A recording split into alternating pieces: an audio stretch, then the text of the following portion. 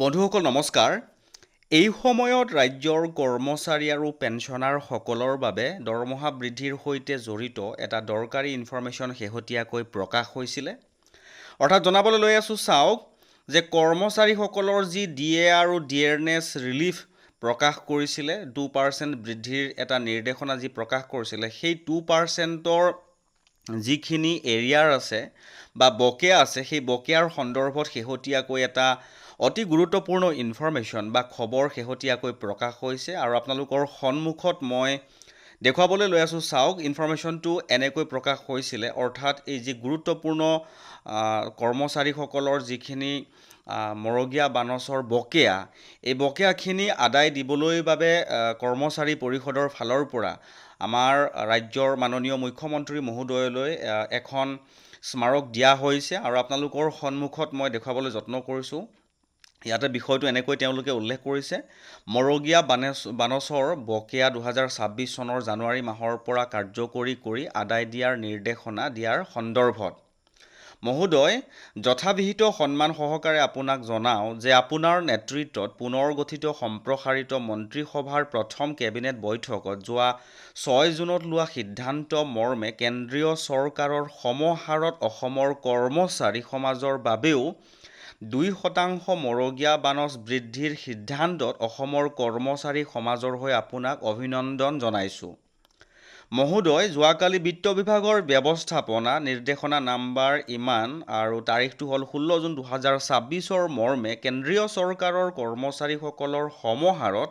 2026 চনৰ জানুৱাৰী মাহৰ পৰা কাৰ্যকৰী হোৱাকৈ বকেয়া বিষয়ত কোনো স্পষ্ট নিৰ্দেশনা নথকাত অসমৰ কৰ্মচাৰী সমাজ হতাশ হৈ পৰিছে।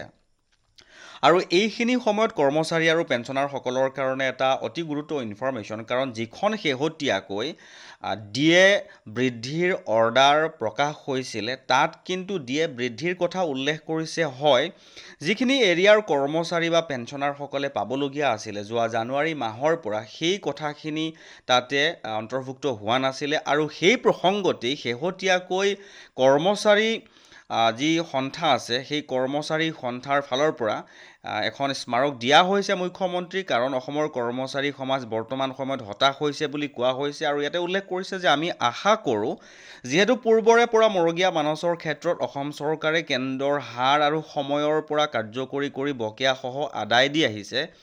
গতিকে সেয়েহে এইবাৰো মৰগীয়া বানচৰ বৰ্ধিত হাৰ কেন্দ্ৰ চৰকাৰৰ দৰে 2026 চনৰ জানুৱাৰী মাহৰ পৰা কাৰ্যকৰী কৰি বকেয়াখিনি এটা কিস্তিত আদায় দিয়াৰ বাবে অনুৰোধ জনালোঁ। অৰ্থাৎ যিখিনি কৰ্মচাৰী বা পেঞ্চনাৰসকলে বকেয়া পাব লগা আছে বা এৰিয়াৰ্ছ পাব লগা আছে, সেইখিনি এটা বাৰতে দিয়াৰ কথাটো তেওঁলোকে ৰিকুৱেষ্ট কৰিছে। আৰু আজিৰ এই সময়ত এটা গুৰুত্বপূৰ্ণ ইনফৰমেশ্যন বুলি ক'ব পাৰি, কাৰণ এই কথাখিনি যদি যি সদৌ অসম কৰ্মচাৰী পৰিষদৰ ফালৰ পৰা প্ৰকাশ কৰিছিলে, যদি কোৱা নাযায় বা কোনোৱে এই ইনফৰমেশ্যনটোৰ শেহতীয়া যি স্পষ্টতা যদি বৰ্তমান সময়ত যদি প্ৰকাশ নহয়, তেনেহ'লে কৰ্মচাৰীসকলৰো এটা মনত আক্ষেপ বা তেনেকুৱা এটা হৈ থাকিব, কি হ'ব পাৰে এৰিয়াৰসমূহক লৈ। আৰু শেহতীয়াকৈ যি সদৌ অসম কৰ্মচাৰী পৰিষদৰ পৰা যিখন ইনফৰমেশ্যন দিয়া হৈছে মুখ্যমন্ত্ৰী তেওঁলোকলৈ, গতিকে মাননীয় মুখ্যমন্ত্ৰীলৈ, সেই এটা ইনফৰমেশ্যন পোৱাৰ লগে লগে আপোনালোকক জনাবলৈ যত্ন কৰিলোঁ। আৰু ইয়াতে উল্লেখ কৰিছে,